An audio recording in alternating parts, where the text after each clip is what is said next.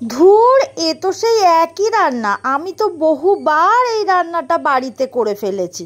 ঠিক এই কথাটাই ভাববে তো, কিন্তু এটা একদমই আলাদা। চাল কুমড়ো দিয়ে থোড় ঘন্ট, একদম সহজ রেসিপি। এটা খেতে কিন্তু অসাধারণ। তোমরা কি চাল কুমড়ো ভালোবাসো, না কোনটা ভালোবাসো? চিংড়ি মাছ দিয়ে, নাকি নিরামিষ, নাকি আমিষ?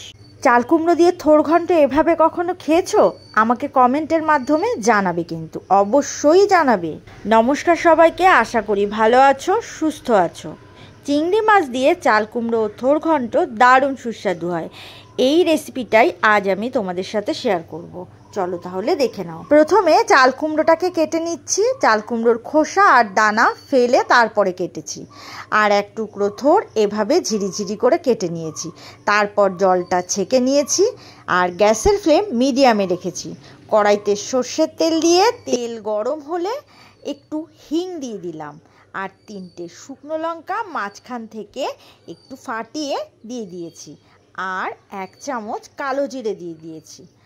আর 1 চামচ গ্রেট করা আদা দিয়েছি। পরে আরও আদা ব্যবহার করব। এই রান্নাতে আমি আদার ফ্লেভারটাই বেশি ব্যবহার করেছি। ভালো করে জিরে আর আদাটা ভাজা হলে চিংড়ি মাছ দিয়ে দিচ্ছি। চিংড়ি মাছটা ফ্রিজে ছিল, তাই মাছটা তেলে দেওয়ার আগে নুন হলুদ মেখে রাখিনি। 3-4 মিনিট ভেজে নেওয়ার পর নুন আর হলুদ দিয়ে দিয়েছি। আর যেহেতু মাছটা ফ্রিজে ছিল, তাই নুন হলুদ মেখে রাখলে মাছটা ভাজার সময় গলে যাওয়ার সম্ভাবনা থাকবে। 1 চামচ জিরে গুঁড়ো দিয়ে দিলাম, 1 চামচ ধনে গুঁড়ো দিয়ে দিলাম।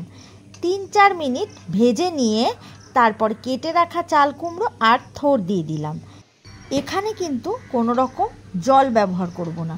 সব কিছু মিশিয়ে নিয়ে ঢাকা দিয়ে 10 থেকে 20 মিনিট রান্না করলেই থোড় আর চাল কুমড়োটা সিদ্ধ হয়ে যাবে। 20 মিনিট পর ঢাকা সরিয়ে নিলাম। মাঝে 2-1 বার ঢাকা সরিয়ে নেড়ে নিয়েছি। আর চাল কুমড়ো আর থোড় দুটোই সিদ্ধ হয়ে গেছে। এখন দিয়ে দিচ্ছি কাঁচা লঙ্কা আর আদার পেস্ট। আমি আগেই বলেছি এই রান্নাতে আদার ফ্লেভারটাই আসল, তাই একটু বেশি পরিমাণেই আদা দিতে হবে। আর এখানে 2 চামচ ময়দা জলে গুলে এর মধ্যে দিয়ে দিলাম, তাহলে বেশ রান্নাটা মাখো মাখো হবে। আর 2 চামচ চিনি দিয়েছি। এই রান্নাতে কিন্তু অবশ্যই একটু মিষ্টি দিতে হবে।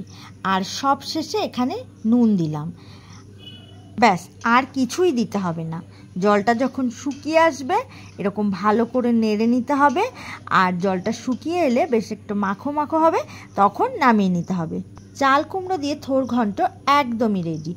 অল্প মশলা দিয়ে চাল কুমড়ো আর থোড় ঘন্ট এইভাবে রান্না করলে খেতে কিন্তু বেশ ভালো লাগে। যদি রেসিপিটি ভালো লাগে তাহলে একটা লাইক, কমেন্ট আর শেয়ার করে দিও। আরও নতুন নতুন রেসিপি পেতে আমার সঙ্গে থাকার অনুরোধ রইল। আজ এই পর্যন্তই। আবারও দেখা হচ্ছে নতুন ভিডিওতে। সুস্থ থাকো, ভালো থাকো। আর এতক্ষণ ধরে আমার সাথে থাকার জন্য অনেক অনেক ধন্যবাদ।